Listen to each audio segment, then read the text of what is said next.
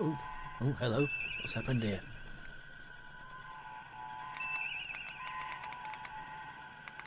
Yikes. Hello, everyone. Welcome to chapter number three of Trek Talk, where we talk about everything that is Trek. And I gotta really sort this seat out. I'm terrible. You know, of all the time, there we go. All the time I spent, I could have got it sorted out before we started. Never mind. Hello, all. Hope you're all doing well. Before I bring in my guest, well, in fact, I'll bring him in now. Then I'll do my thing, and then we'll carry on. I'm going to bring in. You can probably see in the bottom left is Nomad. He told me that he was actually this is how old he is. He was there when it was first released. There you go. That's how old this guy is. So I'm gonna bring him in now. He is in the waiting room of Discord. So I will bring him in. Move into there we go. Here he is. Hey, Nomad. Yes. Yes. How are you today? A little bit older, as a matter of fact. Well, you just had a birthday or something? I'm doing fine. No. Actually, I'm getting ready for in just 2 days, it'll be my 38th anniversary. Oh, well, congratulations.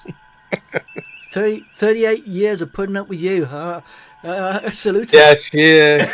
She definitely needs a medal for that. My parents used to say to me, you know, when they get their anniversary, so they say, oh yeah, 55 years of marriage and 54 years of putting up with you. I don't even think I get credit for that year of bliss, to be honest. What's that? 54 years of putting up with me. Yeah, they've been married for 55 years and 54 years of putting up with me. Okay, before we get started, the rules here. Nothing but Trek we're going to be talking about, and it's a PG-13, so no effing and jeffing. Yes, are we all right with that? Yeah, that's perfectly fine. Okay, and we don't want to turn into politics, because we're talking about Trek. Yes, I know there's maybe politics in it, but that's not what we're doing this for. We're talking about technology, episodes, the uniforms, everything in Trek, from the TOS era all the way up to Enterprise, and I do not include Star Trek Disgracery, Picard, and I'm not talking about STD, Unfortunate, you know, which is Strange New Worlds. We're not talking about Lower Decks, and we're not talking about, as much as I enjoy it, Prodigy. I did enjoy Prodigy. That was the only one at New Trek I liked. I don't think that. There's another channel that talks about Star Trek stuff, and they proposed that the original universe, or the what do you call it, the canon universe, or the start of the universe, whatever one, which one, the Prime universe, whatever, was actually the mirror universe, and that Q changed it to restart another universe so that the humans could get it right. Which, well, how many times will Q have to do that before he gives up on the universe?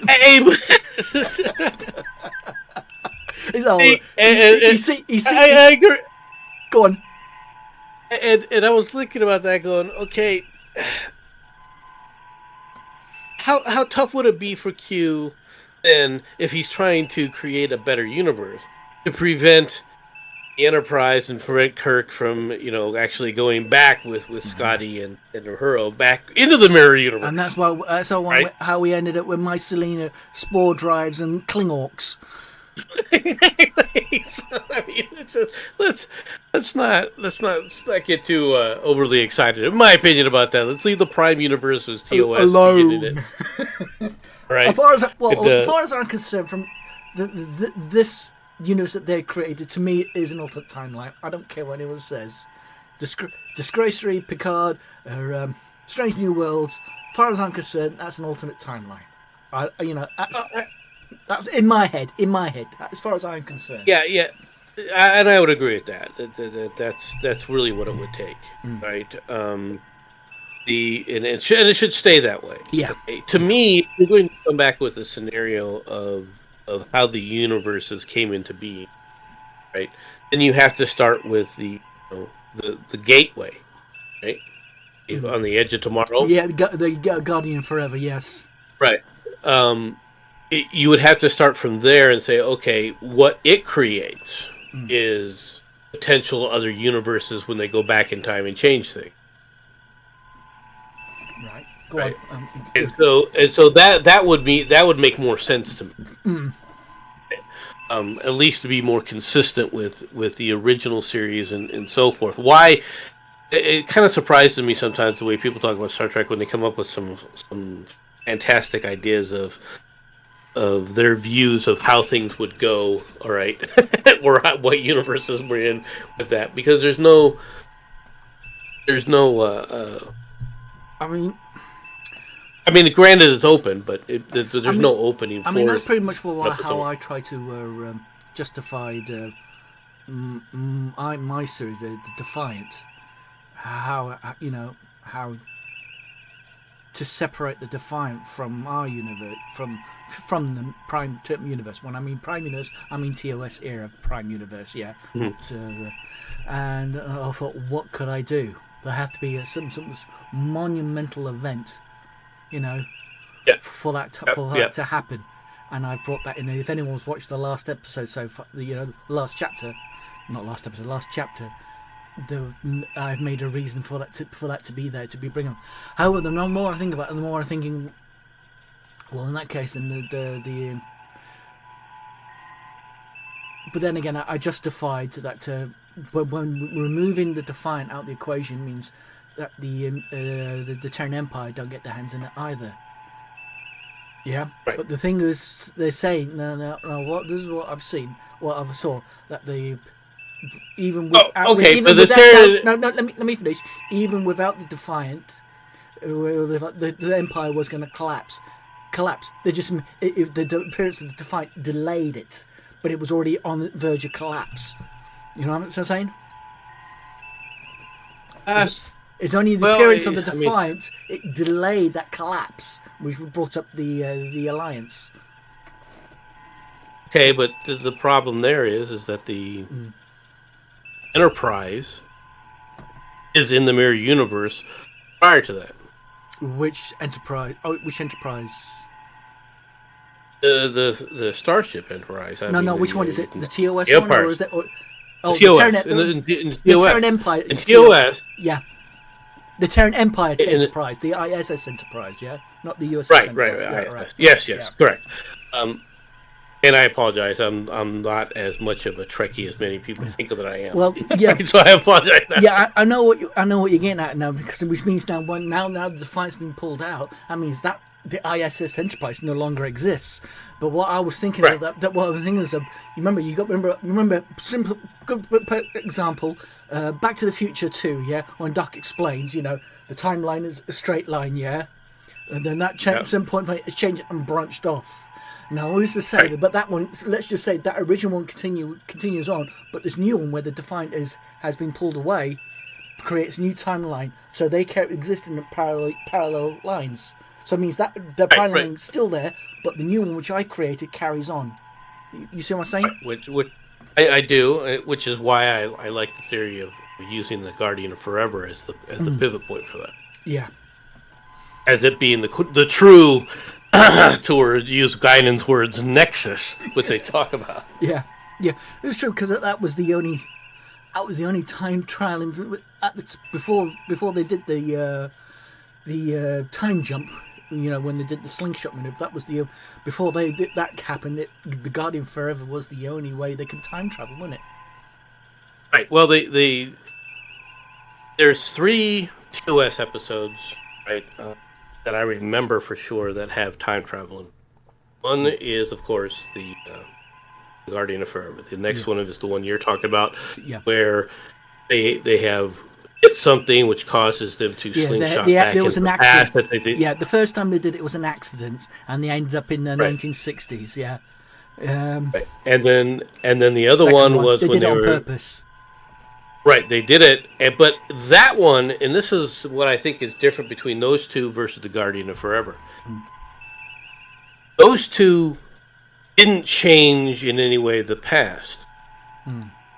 Okay, and so the branch isn't there. They didn't have the power to create the branch that's necessary for an entire different universe, in my opinion. No.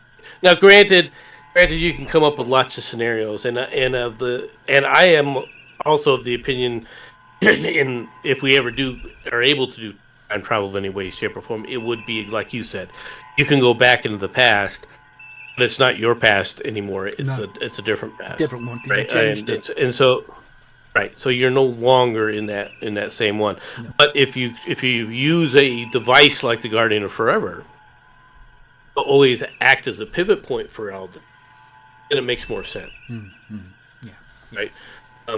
And so, and I like that, to be honest. Which, although it does create other issues, which is, let's be perfectly frank. If you discover the planet with the Guardian of Forever, yeah, and you report it, and you would kind of have to, okay? Because if for no other reason than you don't want somebody else accidentally running into this thing. Yeah.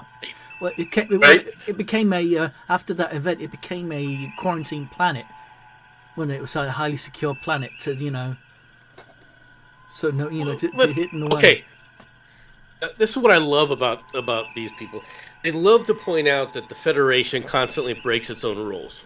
Yeah, don't they just? Even TOS does this. They always make a point of making how the Federation comes up with a rule and then they break it. Well, you're going to tell me that the group of people, right?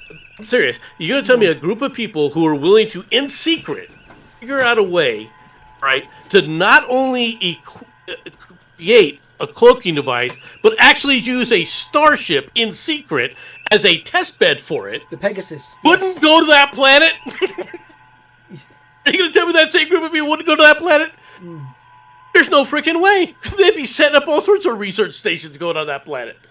Yeah. I mean, you'd have no end of people. I mean, you said about breaking a law. Perfect example again. The Star Trek Defiant. She broke the law, broke the Temporal Prime Directive, even though in her mind she justified herself for doing it. But she did it. I mean, how many times have they done that? Yeah. Yeah. So these are more suggestions, and I think that, and some of it's, let's be honest, reasonable. Was it like in the Pirates of the Caribbean, the code? It was more of a guide. It was not more of a code. It was more of a guide. We don't exactly follow it. It's more of a guideline. It's a hint of direction. Exactly. That's pretty much the Federation's prime directive. It's a pointer. It's just a more or less pointer, which goes on to it. But if you take a look at the TOS, all right, which obviously, and this is one of the things that I was telling you earlier, when you got to watch these things on television, all right, because when it was brand new, which you did, the TOS, which I did. Yeah, the That's the how wonder, old he is, folks. the wonder and the enjoyment of it leads you to different views of the later things. And I'm not talking about So I'm just curious now. How old were you when it first came out? Then I was 8. You was 8 years old. Wow. Yeah. Okay. I had to. It was the one show that my parents allowed us to stay up just past our bedtime because we had to go to bed at 8. Then we could watch, but they would let us watch it. So what time was it on then? I take it was on 8 o'clock then, or at 9 o'clock. Yeah, it was on at 8, so it'd go from 8 to 9. Okay, cool. And that was the only time I had to stay up late. Okay, cool. Yes, they would let us do it. So it was also on a Friday, so they kind of wanted us to stay up a little bit late, so we didn't wake up at 30 in the morning for cartoons on Saturday. But But that it was when you got to watch these things for the first time, and even when you watched back and then you watched the old black and white movies with the old sci-fi movies that would come on. It's the step in technology was so significant. It made it so much more wonderful. It really did. I'm taking you're talking about the special effects of that era. Yeah. Yes. Oh, yes. Very much so. And because they were everything when you see stuff in a movie, the whole purpose is to break your suspension of belief, right? So you could fall into the universe and put yourself into there with the characters as they go through things, right? And it was so much easier with Star Trek to do. Now, were there hokiness in there and so forth, especially if you look back compared to today? Of course there was. Man Trap is just one example. Right? Even the Gorn episode, which is a great episode. The Man Trap, is that the one that eats all the drains all the salt? Is that the one? Correct. Yes. And so these are so much more common episodes and things that were so and had storylines. Not storylines. They had social storylines, but they were not storylines that were beating you over the head and neck. It was more deep stories and less pew pew pew than it is today. Right. Well, the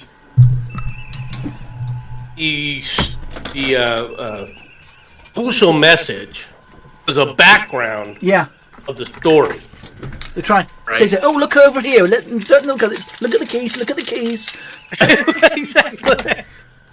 Well, and so the message is there. Yeah. And so I know what you're getting at. You're not being browbeaten, are you? You're not being beaten above the head about it. Yeah. You can't. I just realised you can't see because there's a delay. Let me just. You carry on, mate. Yeah. Yeah. No. It's no problem. It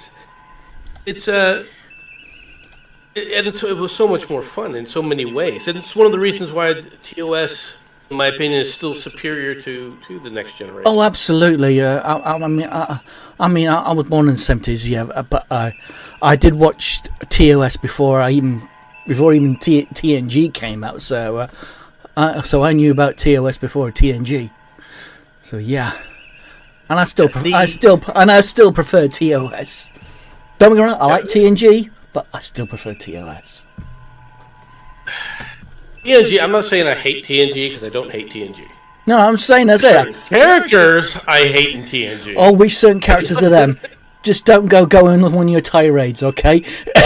While you're doing it. I mean, I'll be honest with you, Deanna Troi is not one of my favorite characters in any universe. I don't know, I thought Mary Curtis looked quite nice. Shame she's a bit of a psycho, but we will not go any further than that. But, I didn't care about the characters. The character was horrible. And too emotional. The character was so unnecessary. And what made you think that she was unnecessary? Why do I think that she was unnecessary? Yeah. Right. Every freaking episode. Like the way you use frickin'. Right. You said to keep it PG. I did, and you did. Right? You did. Right. Well done. Carry on. Her whole thing is to be the I'm such a weak woman. Oh, but I'm superior to everybody else. Because I can. All right. Because I'm going to save the day at the end of the day. No way. I mean, I would be. I would be an emotional wreck if I can pick up everyone's neurosis and all that sort of things. If I can pick up everyone's body emotions, I'll be a nervous wreck as well. Wouldn't you? Okay. I don't agree, but the thing about it is she should not have been a main character. Mm-hmm. Right. Really? Right. If you remember the first TNG, so she should be more like a Guinan character. She'll be like a Guinan character. She only appears when needed. A little bit. She should have been a little bit less than Worf's character. More Worf, less Deanna. More Worf, less Deanna. All right. In fact, Worf should have been there instead of the Crosby girl. Anyway, the one year, the one who died and then became a Romulan. Tasha Yar. Tasha Yar. Played by Denise Crosby. Played by Denise Crosby. Right. Yes. Bing Crosby's granddaughter, apparently, isn't it? I think it was his Bing Crosby's daughter. His daughter, not granddaughter. Okay. I thought it was his granddaughter, but you're great. Now, the problem that I had with that character was not the character itself. The character was okay. The actor, or actress, or however you want to talk about Maria Sirtis. Oh, you have problems with her? No. Crosby. Deanna Crosby. Deanna Crosby. Denise Crosby, not Deanna. You're getting confused now. See, now I'm getting confused. See what you're calling me? She was too wooden as an actress. Really? She really was. She played a better Romulan. Right? As a bit character here and there, as a Romulan, she would have been fine. Right. Right. I think that was okay. But so you still think that Worf should have been this chief of security from the get-go? Hell yes. Michael Dorn was a hell of a better actor, and he played so many varied roles with it. Now, I don't like all the storylines they did with him, but that's a different thing. As an actor, I thought he was phenomenal. Right? And he was even back then when TNG came out, people first started watching him. They were doing water cooler talk. The guy. People loved Worf's character far more, all right, than many of the other characters. It was already a focal point. Just like Spock was so much more of a focal point than Kirk to many people from TOS Worf is cool. Come on, let's be honest. Worf is cool. So was Spock. The TOS Spock was cool. Right? Let's be honest. All right. I'm not saying that Kirk was horrible. I'm not saying that Scotty didn't have his moments, or even McCoy. I like right? McCoy as well. I don't know. McCoy was good character. Oh, yeah, he did play it well too, and those actors were far superior to Denise Crosby. Right now, Citra's character, I'm not going to complain about her acting ability because, quite frankly, I don't care. But it was superior to Denise Crosby's. I will admit that. Okay, I just didn't like the character as a whole. I would be like, if I was on a ship like that, I would be getting rid of the counselor position. Period. Well, let me rephrase that. The counselor's position would not be on the bridge. Yeah. She would not. She would not be a bridge character. Just as a doctor's not supposed to be on the bridge unless called. Right. She would not be on the bridge. She would be stuffed in a hole somewhere. You could see her about as much as you saw Barkley. Okay. Yeah. I'm sorry. No. Yeah. Don't apologize. Don't apologize to me for. And that's another thing. Now that we're getting on my little rants. Oh, here we go. I did say don't try not to go on one of your rants, but go on. We're talking about Barkley now, innit? Why in the world didn't they do more from a command perspective? I'm talking about a command perspective for Geordi. Well, he wasn't chief engineer stuff, was he? He was at the helm. He was. Well, yeah, exactly. But why didn't they give him a command? Let's be honest. Even Scotty had more command time than. Oh no! Yeah, because you only saw him took command once, didn't they? And that was during that when they were at that test area, proving ground, weapons proving ground, wasn't it? Yeah. And he would have been. He would have been he was a character that if you take a look at his passion, he wanted command. Right?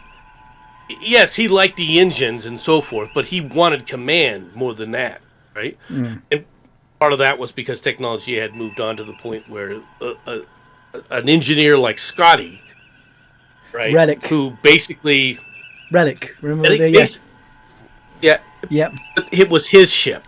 Yeah. Okay. Kirk may be the ship's commander. Scotty, it was his ship. Yeah. Okay. Same with Geordi and the Enterprise. So I suppose Geordi will probably feel the same way as Scotty did when he came on board the Enterprise D. Out of date. I suppose how Geordi would feel further on, wouldn't he? He'd probably feel the same. Well, you would think so, but the characters didn't develop that way. So I felt that they needed to expand that more, right? Start giving them more different types of roles within command groups. Like, for example, send Geordi down, right? When there's nothing wrong with the ship, everything's in maintenance mode. Send him down on away missions, not from a technical perspective, to be in charge of the away mission. Do some diplomatic kind of away missions would have been nice to have seen, right? Yeah. And I would have liked to have seen that aspect.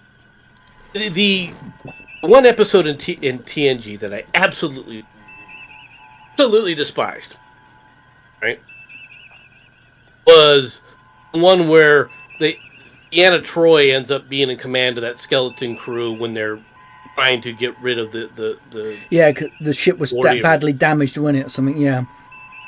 Yeah, so there were people that were in other aspects of it, and she didn't make a decision, she was the only one that held. During that, she was the only one that held the high rank on the bridge at the time. Right. The problem that I had with that is, you talk about how great a job she did. She didn't do it. She never made a decision. Nope. It was always wait. Don't do it yet. Wait. At what point does she take charge of these people?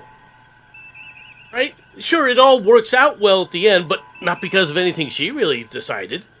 Hey, Eric. How you doing, Eric? Bug, how you doing? Good to see you. I mean, it's one of those things that I really wish would have been, done a little bit differently. But going back to the TOSs, there's a couple of episodes, right, that I think are people talk about them in a comparison between like a TNG episode. Okay, well, not really TNG, but a Deep Space Nine episode. Okay. The favorite episode of most people in Deep Space Nine is, of course, On a Pale Moonlight. Right, in a Pale Moonlight. Right, the episode where Sisko works with Garak to get the Romulans, right, to declare war. Yes, I know what you mean. Yes, they come up with that fake. It's a fake. That one, yeah. yeah, right.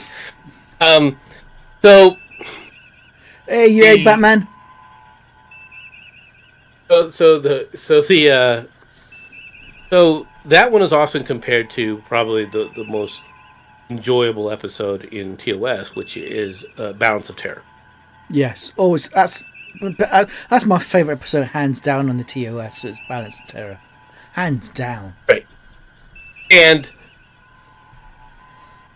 if you compare the two, right, the one problem that I have with A Pale Moonlight is you're not giving Sisko his due, I think, in A Pale Moonlight. In what way? Okay. I don't see Sisko moralizing the way he ends up doing in that episode. Okay? I don't think he would have ever had a problem with faking an intel to bring the Romulans into the war, but not to assassinate. regardless of what it took. Right? And considering that the Romulans at times had tried to destroy Deep Space Nine in several episodes, right? I don't think hitting and killing a Romulan senator to get it done would bother him at all. Okay. Well, I suppose he'd be more. So would he fit in with the Section 31 or area? I think that he was more comfortable. He should be more comfortable with Section 30 than he is. Right? And Section 31 can't be... Right, first of all, they talk about how Section 31 is supposedly so secret, and all the admirals seem to know about them. Yeah, well, it's supposed to be a... Section 31 was a black ops that went rogue. Though they say they work for Starfleet don't want anything to do with them. They tried to stop them because Section 31 is a rogue. It started off as part of as the Federation, but they kind of went off the rails, so to speak. If you know what I mean. Yeah, I don't see them that way. I see kind them kind of like a perfect analogy of that. If anyone's played Mass Effect, we're talking about Cerberus, which used to be was a splinter group from the Alliance that went rogue. Yeah, I don't even see that. I don't even see them as that. Okay, I see Section 31, right? Whether anybody likes to admit this or not, all right, as an agency of the Federation. It's not Starfleet. I'll give you that. Okay. It's a branch of the Federation. Exists, but it is an official area of the Federation. It's just not one that they normally will talk about. Okay. Right. Batman says Section 31 say they work for the Federation, not Starfleet. Yeah, right. I just got that myself, Derek. That's what I'm thinking as well. Yeah. So they work for the Federation, but don't work for Starfleet. So yeah, they're a separate branch entity. But who's to say that even the Federation can't control them? If someone like, if how do you know that that the Federation has control of Section 31? Well, who in the Federation has control of it? Exactly. No one controls Section 31. This is what I'm saying. I think that they are a rogue operative. Not even the Federation themselves controls them. Well, that doesn't make them necessarily rogue. Right? They're the dirty tricks brigade. Come on, compared to what the Federation is supposed to be.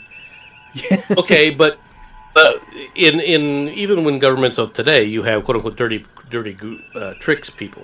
Right? Dirty tricks. The difference with the difference with Section 31 is it's supposed to be, according to the setup, completely decentralized. Well, if you want to come on, Batman, please do so. Get yourself in the waiting room. Let me know you're there, and I'll bring you in. Oh yeah, it's they would be completely decentralized, and they would be brought in. Here's Batman. You would have to assume. Here's Batman now. Here we go. Hey, Batman. Come on, Batman, please do so. Get yourself in the... we get an echo now. There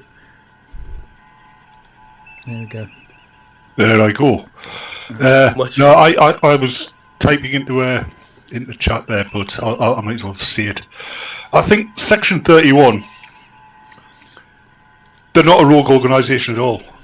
No. That's just said so that the Federation can disavow. Right. Okay. I would agree. Interesting. Right. And like I said, it's the organization itself is completely decentralized. Yeah, I mean, end of the day, no matter what ideals the Federation purports, they're still humanoid beings. It's still a government full of politicians. Politicians like to control. Isn't it? It's pretty much what. Can I take back what Quark said to Nog about the Federation? They're all lovely humans, are all nice, wonderful people, providing they have food, they drink, they have their holodecks and clothed and healthy and clean. They're nice people, but you take away all that, and they become the most. Yeah, concentration camps. Yeah. Until we met humans, we didn't have a word for that in Ferengi. It's called marriage. You think the Ferengi aren't nice people. They're not bad people, but they're not nice. They're just like us, but they haven't committed the same atrocities as humans. At least not this civilization of Ferengis. Not that we know of. Or, like it says, not this current civilization that the Ferengis that we see. Well, the question about the Ferengis that truly exists is go back to Deep Space Nine in the episode where they de-evolved Beck. the Prophets de-evolved Zek? I don't remember that. Say that again. Remember the episode? Yeah, they de-evolved the Prophets de-evolved Zek. Oh, Zek made him nice. Made him nice. Turned him into a nice person. Oh yeah. Yeah. Oh, the Grand Nagus. They made the Grand Nagus nice. I wish I'd got him in because I caught the tail end where Nonads here is berating Diana Tries because for doing the bridge officer fucking thing. What's the language? That test, right? That bridge. Sorry, I apologise. That bridge officer evaluation test. Yes, I know what you mean. Yeah. They should have only. You should in the real world, especially in the military. You'd only be allowed to do that at a minimum. Yeah, sorry. At the barest minimum, once every 6 months. More realistically, once a year. Yeah. Not keep going in and trying it every until time you get it fail. right. Yeah. Until Riker tells you how to get it right.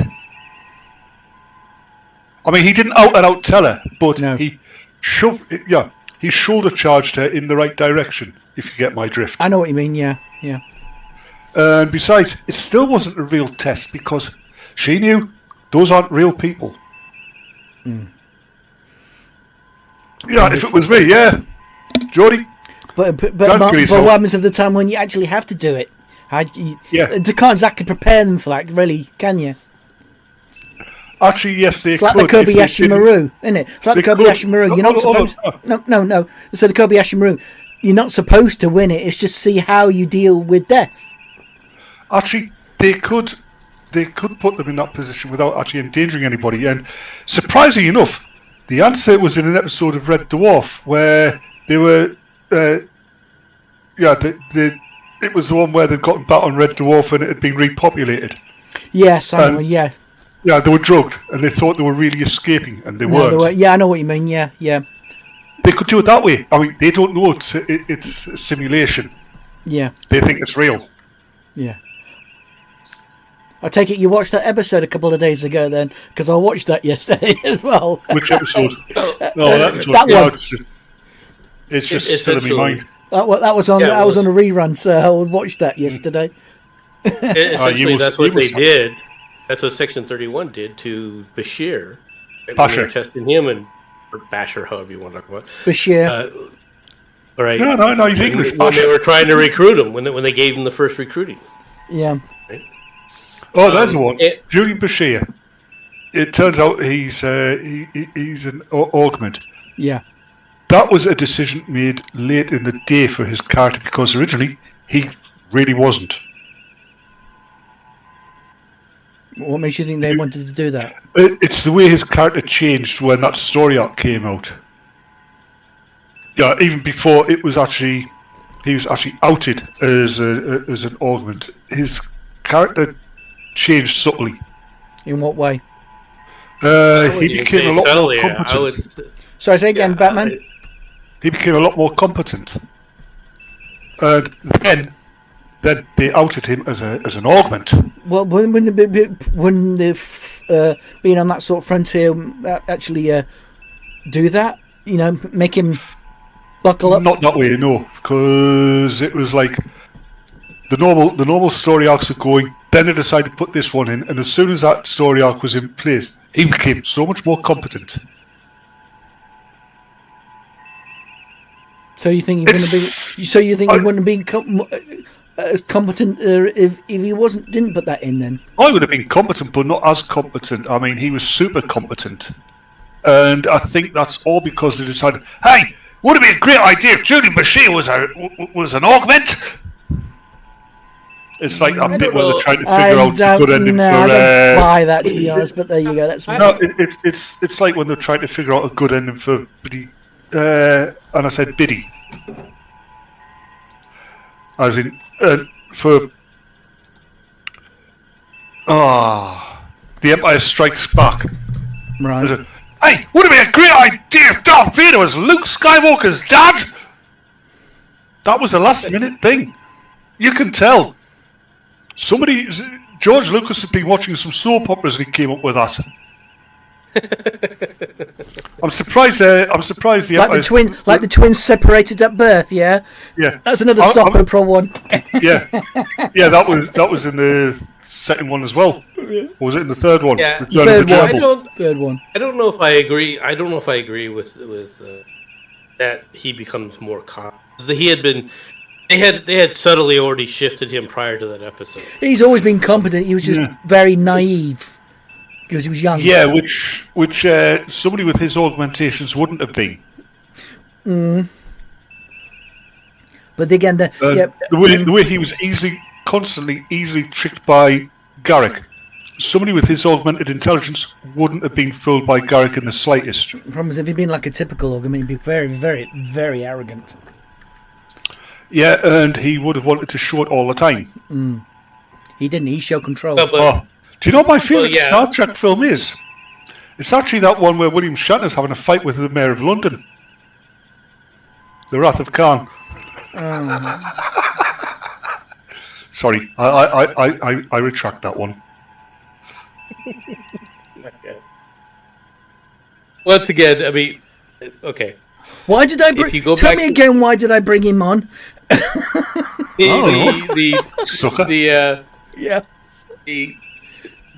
the best part about that aspect, even bringing that up, is the fact that once again you go back to the original episode, and the acting, broad-based acting, right, for TOS is far superior than what TNG was. Yeah. I won't say the same for Deep Space Nine, because Deep Space Nine, the acting was more or less really good and overall very consistent, right? But the acting for TOS on a whole was superior to TNG. Even though many of the characters grew up into their roles, like the guy who played Riker and so forth. You've got to remember, the people the actors in the original series weren't just TV actors; they were movie actors as well, and stage actors. That's true. Yes. That's a good point. I mean, Shatner alone was a movie actor. He was a TV actor and a stage actor. And look at Picard. The guy, Patrick Stewart. He was a stage actor. Blackheart. Yeah, he was a stage actor, wasn't he? You know, theatre and all that. So he played the most amusing character in Excalibur. Yes. Leon deGrasse, I think it was. Guinevere's dad. Yeah. Leon deGrasse, are you for us or against us? Against you. Right. Anyway, moving on. Us. Wolf Factor 3. Engage. Sorry, you were saying, Nomad? Yeah. Overall, he is the superior. Now, Deep Space Nine. Let's be honest. Deep Space Nine. Overall, the actors were superior. Right. Some of them grew into their roles a little bit better, and I think especially Alexander Siddig or Siddig Ed Fadal, which is what his name initially was. Especially Michael Dorn. Wolf. I think Michael Dorn had already started to explore his chops, even with right. All he was allowed to do in TNG was get beaten up by Deanna Troi when she got possessed by an alien. Not exactly. Yeah, he was just there to show how tough the alien of the week was. There was a lot of that. I can't deny that was part of it. But he also had his own roles with the half Klingon person who he has a son with.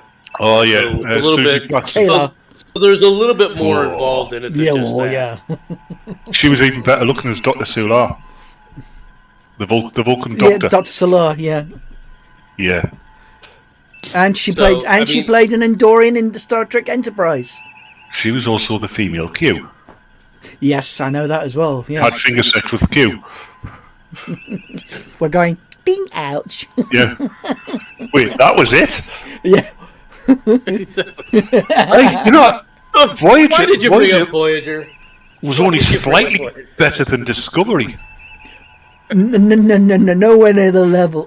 Voyager was far beyond Discovery. Give me a break. Wash your mouth out. Sorry.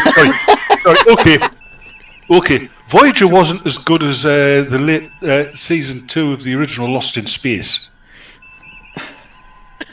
I don't think it was as good as no. at all.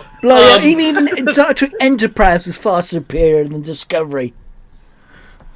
Star Trek Enterprise, if you take it as a standalone show that had nothing to do with canon, it was actually quite good. It was good. It had took liberties. It took liberties, but I liked it. It was Star Trek. It didn't take liberties. It did with some of the. It basically wiped its bottom with canon. No, I'm not talking about. That's just what I'm saying. It had a terrible theme tune. No, I'm not talking about the theme tune. I'm talking about, like you said, when it comes to canon and all that stuff, they take liberties, changing sort of things, like having the Ferengis appear in it. I honestly don't think it. And because of the temporal Cold War as well, I think that adds credence to my argument that Enterprise doesn't take place in the mainstream universe. It's a divergent timeline caused by the temporal war. Right. So what? You think that produced the Discovery era then? Yeah. If that's the case, no. Because if that's the case, then they explain Mirror Darkly where the Defiant, which is exact TOS Constitution class. Let's face it. We had this one the last time I was on. The Terran Empire wouldn't need that technology. It was going to collapse regardless. Yeah. Archer said that the Terran Empire was going to collapse. The appearance of the Defiant, although boosted up, only delayed its collapse. I don't think that's right because because it was when you watch the original series, everything in the mirror universe is a dark mirror of what happens in the mainstream universe. Even events. So that means that the mirror universe would have followed a dark version of what happened in the mainstream universe. What I'm saying is, in Enterprise, it is mentioned that the Terran Empire is collapsing. It was only when the Defiant appeared, it started to bolster itself. That's the thing, though. One, I don't care how powerful the ship is. One ship like that would not have saved it if it was collapsing. But they're backward engineered somehow. Yeah, but they wouldn't have had the time if it's collapsing. And I mean, you look what happened at the end. They took control and power. So, I mean, we are all about modern TV writers who do not know how things like war and strategy works. I mean, it only collapsed. In this regard, I would have to agree with. I have to agree with Batman. Go on for you. Yeah, we mentioned Deep Space Nine, right? Yep. The Trill. Right, that's supposed to be a symbiont, right? Yeah.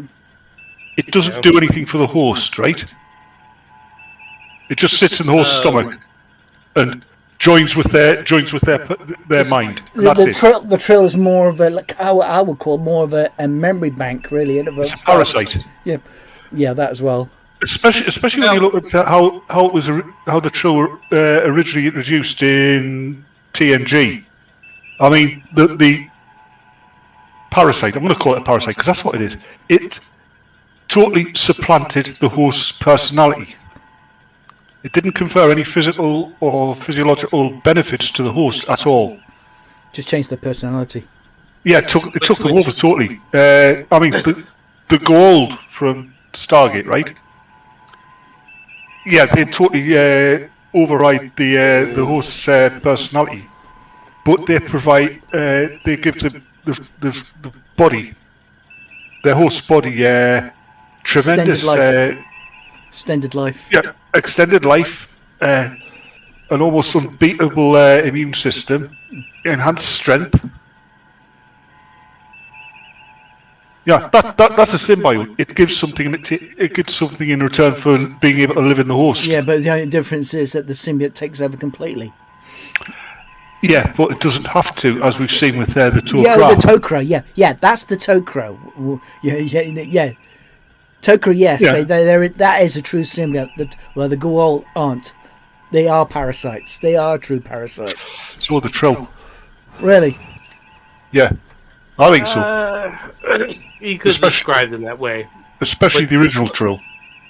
Original Trill, I would agree.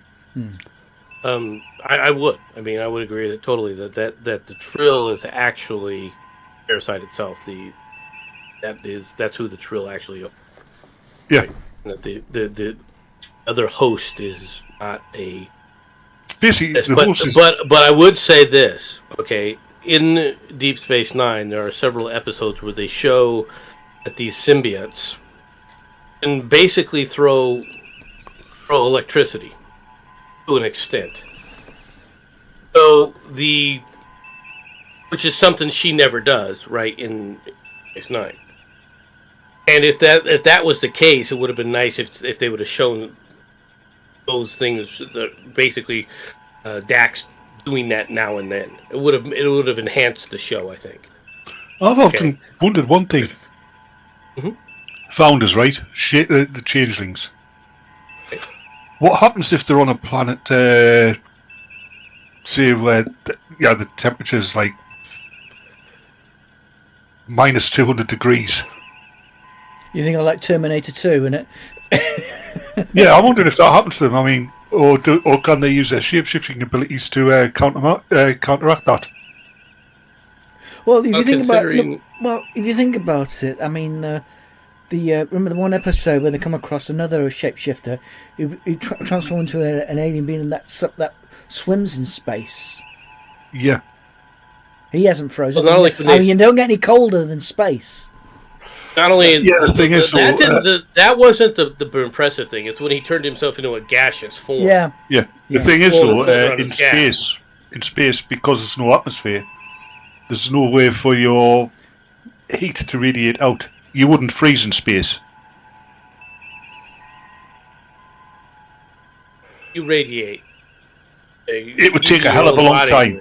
It would take a hell of a long. Not as much as you think. Not as much as you think. You may not feel it the same way. No, you'd actually be. If you were exposed to the vacuum of space, without a spacesuit, you'd be dead a long time before you actually started to freeze. Oh well, you was actually one of the astronauts on the ISS who was doing the thing about answering questions about space, and that's one of the things he said. Yes, no, that's true. You would die of the bends very, very quickly, right? And also, apparently, space tastes like. Vacuum. And also, apparently, space tastes like burnt bacon. That's what he said. So yeah, I don't know if I can attest to that, but the body would quickly radiate. It'll quickly radiate faster than you think it will, because people think that heat is molecules hitting other molecules and transferring the energy that way, because that's how it's described in high school's chemistry, right? And that is an aspect of this. It can also radiate through other means. Yes, I know. Yes, the primary means of radiation, however, is electromagnetic wave. Yes. But I'm just going by what people who've experienced this sort of shit tell me. I'll be honest with you, I haven't experienced that. No. Never been in space, so there you go. Oh yeah, the other thing is your blood will not boil if you're exposed to a vacuum. Because your blood vessels, your skin and your muscles provide more than enough pressure to stop it from boiling. Yeah, but bubbles form. That's a reality. That's called the bends. Yes. Yes. Okay, so you will be infected by the bend. Well, unless of course you come from Krypton. Anyway, getting back onto the real subject at hand. Please. Out of all the modern Star Trek captains, I think Kirk would get along with Sisko. He would be annoyed by Picard. He'd probably keep telling Janeway to go make him a sandwich. Yeah.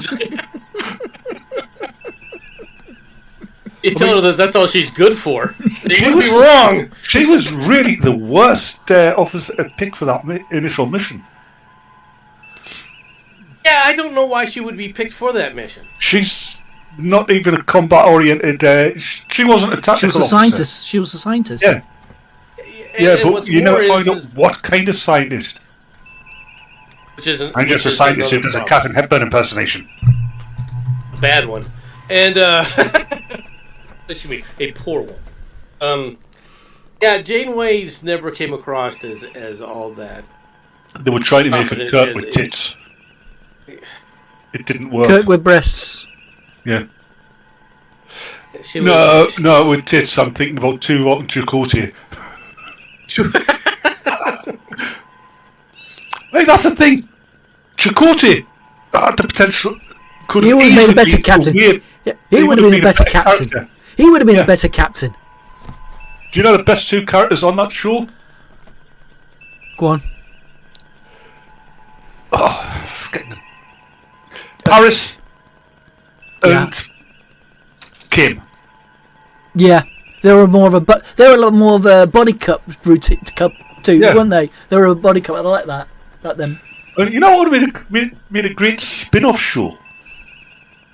The Adventures of Captain Proton. Yeah, I was thinking that was myself as well. A long time ago when I saw that. Yeah. That would have been pretty good if they did that in black and white with everything. Yeah. Yeah. Yeah, with the blonde who's always screaming.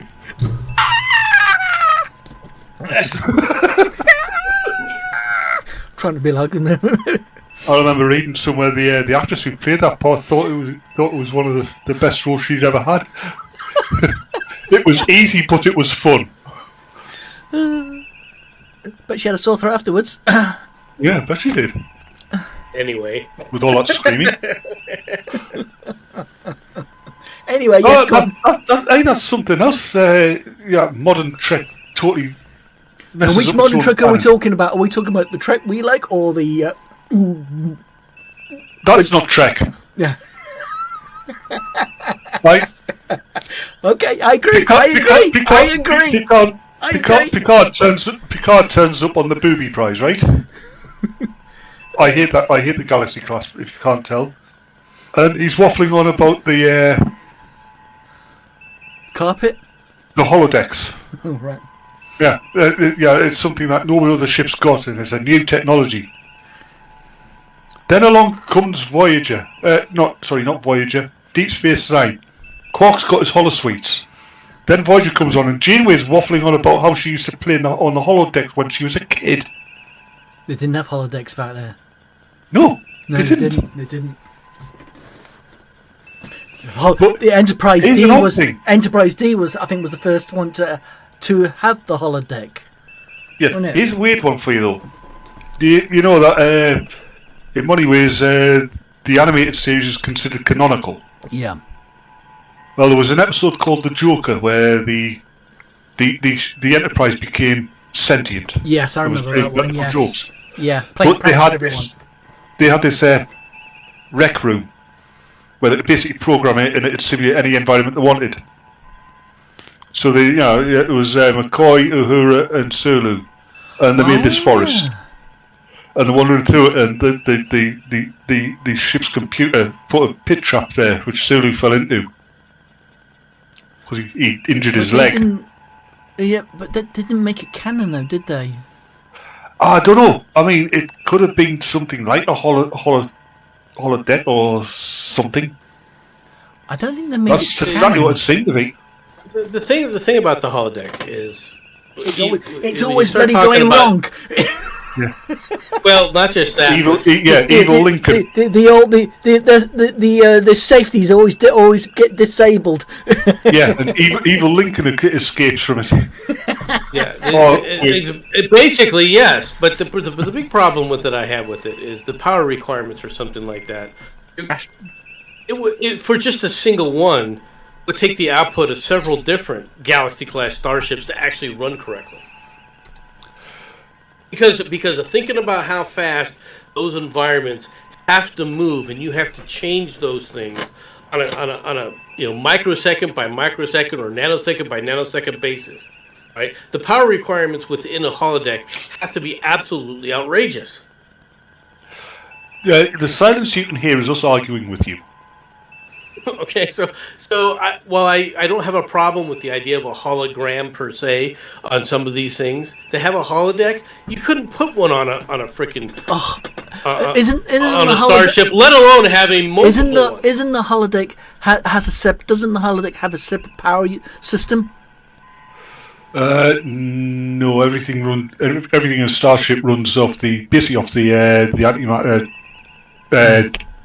It's just the reason I ask. In third season of Picard, the only good season out of that one, I wonder why have no power, but yet the holodecks are still running. It says it requires, so it's on a separate power unit for things like this, so people can make peace with themselves.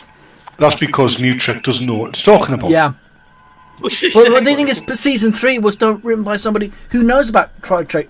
That's Terry Matalas. Like I said, the energy requirements would be just absolutely outrageous, and so to be able to do some of the things that they do, you would need basically. I can see a holodeck being on planets. I can't see a holodeck being on a ship. Now the only thing, if that's what you think, then I think the only power source that could actually do that is a contained quantum singularity like the Romulans have. Even then, when you think about it, and that's a constant, constant power source, isn't it? So once it's turned on, you can't turn it off. With me, it's not so much the power source. Even in the 23rd, 24th centuries, you just wouldn't have computers that would be capable of such calculations, minute detail. Right, and keep it up with it on a consistent basis. Because unlike a video game, even a VR video game, it can't just be rendering what's in front of you. It's also got to keep on constantly rendering what's behind you as well. It can't be a delay behind it. No.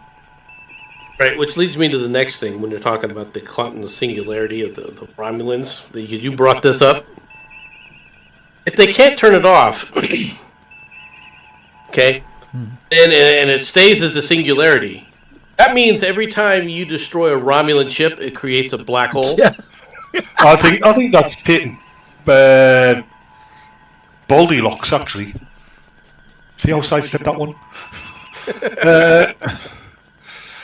No, it's an artificial singularity, right? Singularity, yeah. Which has been created. That means it's got to have. It's actually breaking laws of thermodynamics and conservation of energy because it's got to be created and constantly maintained, right? But it's their power source. That means it's putting up more power than it's being used to create it. That's against the laws of physics. Correct. But the other thing is, if that's the case, I did say thermodynamics, which are part of the laws of physics. But let's say they found a way around it, and then do it that way. Every time you destroy a Romulan starship, it shouldn't create a black hole. It should create a humongously massive explosion because all that power holding that singularity together has gone. Therefore, the singularity can't be held together anymore. Therefore, it's going to expand massively and rapidly. So the explosive power will be vastly bigger and dimensions bigger than a normal matter antimatter explosion. Yeah. Of a normal warp core. Yep. So that means all you have to do is find one of those generators on a Romulan planet and destroy it. Boom! No more Romulan planet. Destroy the control mechanisms. Yes. Boom. So, which goes to another problem that I've always had with the other star empires, is the fact that where are the other aliens?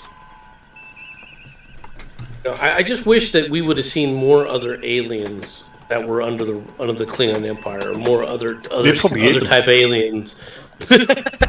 Well, in a way they are. I mean, if we go to the now, if we go by the now I'm talking Star Trek Online games, yeah.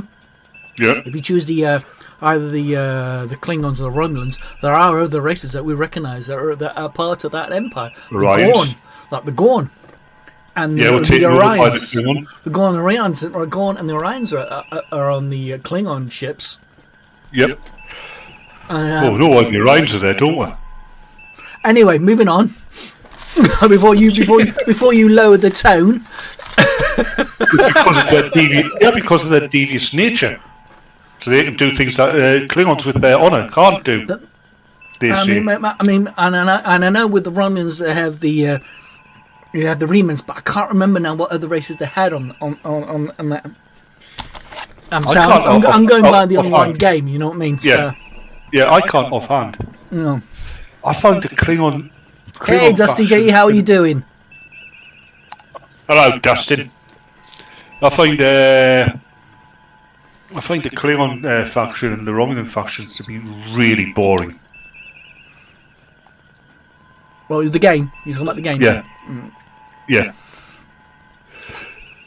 One of the things I like winding up Klingon players with if I encounter role players is they're going about Klingons there.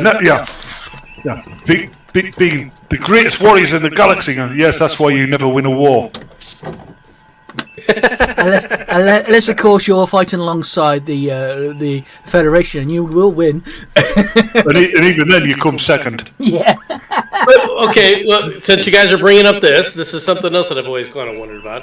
Everyone likes Q. Can tell me what happened to the Organians, though?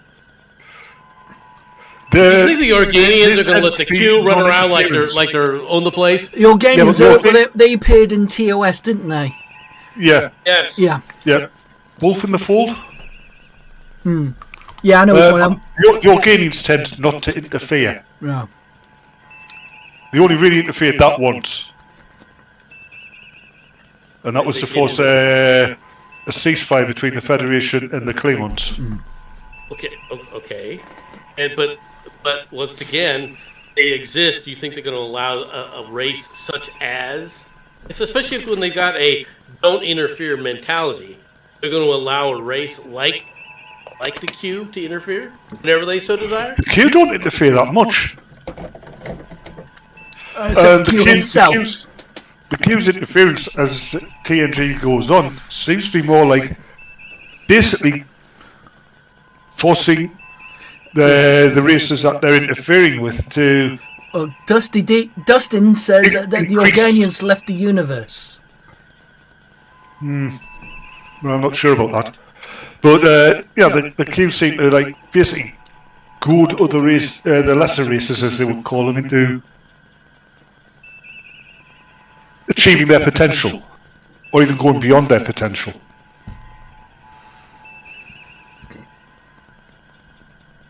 They seem to be a bit like the Shadows in Babylon 5, who foster war as a way to improve the younger races. So who are the Vorlons then? The Organians. The Organians. Oh, so the Q are the Shadows, and the Organians are the Vorlons. Yeah. Okay. Yeah. The Organians seem to really like order. The Q like to see chaos. They like to knock the vase of the shelf just to see what will happen. Okay, yeah, I get you. That sounds plausible, yeah. But then you would see more input from the Organians. You would have to. Not overtly. Let's face it, with their powers, like the Q, they could interfere and you'd never know. They're more subtle. Yeah. They can literally manipulate reality. So you're never going to know if they've interfered or not. Unless it's the one of TNG who likes people to know. We didn't interfere, or did we? As Q visited DS9 only OE Tyke. Okay, I can't pronounce Cisco. To antagonise Cisco punched at Q. Yeah, okay. You hit me. Picard never hit me. I'm not Picard. I'm not Picard. All the more for me. It means you're easy to antagonise. Yeah, let's face it. If that had been Picard instead of Q, he wouldn't have just hit him. He would have just gone all out, wouldn't he? I just thought the look on his face when he got punched. He can't believe he'd been punched. Which leads you to the next question: then how can they be so omnipotent? Omnipotent. Omnipotence. He probably knew that he was going to get punched. You could just short it down to bad writing. If they really wanted to, but at least he didn't bleed. Now, if he would be a normal human, he would have bleed. There's several superpower aliens that were introduced in TOS that you don't see again. Organians is one of them. The Metreons is another one. The Metrons. The Hushnak. The Metrons. Right, the Hushnak. And the alien being that wiped out the Hushnak. That was TNG. What about TOS? Yeah, that was TNG. TNG, yeah. But in TOS you have the rock planet. Oh right, yes. Yes. Yeah, when that. Where's the Excaliburs? They would have to be. There's something that they would have to be able to do because of the power levels that they have. They have massive power level.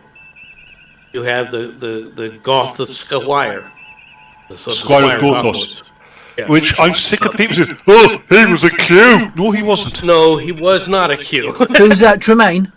Yeah. Yeah. And the no one who had unbelievable power up to get Apollo. Yeah, but he was the last of his kind. I know, but he required technology. His was technology as well through his organ. He had the power source, but he had the organ, didn't he? Yeah, it was kind of yes, kind of not, because his power source was belief. Or worship, rather. He relied on worship. Yeah, that was where he got his power. So. Maybe he could do that without the temple, but Star Trek needs shortening out. Shorting out. I think you mean sorting out. Oh, sorting out. Well, that's why I do to Star Trek Defiant. By the way, anyone wants to know what's happening with Chapter 8? It is being done. It's going to take longer because my animator He's got family coming over visiting, all that sort of thing, and it's going to be in the summer over there. So he's not. That's going to be delayed, but it is coming out. He's still working on the prologue. But like I said, it's going to be longer because he's got the things outside of YouTube, same as always. But I'm afraid everyone's just going to have to be patient. You know, we're not like I am patient. Yeah, I know, but it's just everyone else because we're having. I've had people saying, you know, when's the next one coming out? Whenever we can get it done, because we said we've got other things at the moment outside of YouTube. While he's doing that, I've been working on redoing my original story 6, which is, and I'm recreating the whole scenes using Blender instead of AI. So I'm improving my skills on Blender. So that's coming on nicely, by the way. Oh, good. Whenever that will be done, which is going to be a long. We're going to be. I'm still learning. It will be a long time because I'm still learning. But that will be all me on using Blender. I won't be using any AI tools. Tell you being outside as well. Hey. Tell you being outside as well. Why? Red face. That's because of the reflection of this one here. No, see when you're sitting back, it looks like you've gotten a bit of a birdie tan. Well, because I am naturally tanned, you numbskull. Yeah, but it's more noticeable. There's a bit red in it as well. You guys get tan. You live in freaking Britain. You guys don't even know any. Well, I'm part Indian, so there you go. I've got natural tan skin, so there you go. Okay. Yeah. Yeah, he's my grandmother was from India, so yeah. So every time you've seen her in the car on no, every time I've seen her, yeah, I really. No, anyway, no, moving on. Please, I don't want to talk about it, not on here. I'll end up doing a nomad because she really gets my goat. She does. I really will go off on her. Please, change subject now. So you're basically like Simon Bates was in Off Hot Pub. Please, can we please go or I will kick you out, Batman. I changed the subject. Anyway, go on. I said, I forgot what I was going to say now. Norman Bates. Oh, no, hold on. Gary Mitchell. Yes. I think let's face it, that the mutations which were giving him his powers would have also been affecting his psyche, right? Mm-hmm. So initially, he would have been corrupted by all that power, right? But hence the word power, absolute power corrupts absolutely. Yeah, but the changes to his psyche would have resolved that, in my mind. How come? Evolution, because it was definitely, it was improving everything else. So why not his mind as well? Yeah, my problem with hold on, let me finish. And you know how Kirk killed him by firing the phaser at the mountain and getting crushed by a rock. When he was getting out of the grave, he'd regained his full strength. The rock wouldn't have bothered him. It wouldn't have hurt him. I think Mitchell had set up that entire scenario to fake his death and Dennis' death, so that the Federation would just leave them alone and they could burger off to wherever they wanted. Okay, what's Dustin saying that? What is Skydance going to do with Star Trek once they finally buy out Paramount? I don't know whether Skydance was buying Paramount out. Didn't you guys know that? Yes. Okay. I must have missed that. They're in the talks with it. It was on hold because SCC was involved. Yeah. Oh, I think I know what he meant about getting Star Trek sorted out. The copyright issues which prevents you from making something. Yeah, you've got to be 25% different. Yeah. That's even though all the three companies are owned by the same parent company. Yeah. That shouldn't come into effect. That's why we ended up with bloody Kelvin Universe, didn't we? Yes, and the really aesthetically displeasing, ugly lack of discovery.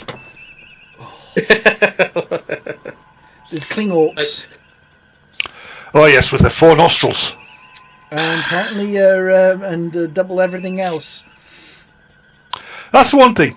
TNG Klingons, it's actually said that all of their major organs have backup redundancies. Yeah, redundancies, yeah. They'd be twice the size that they are now. Mm. It would be.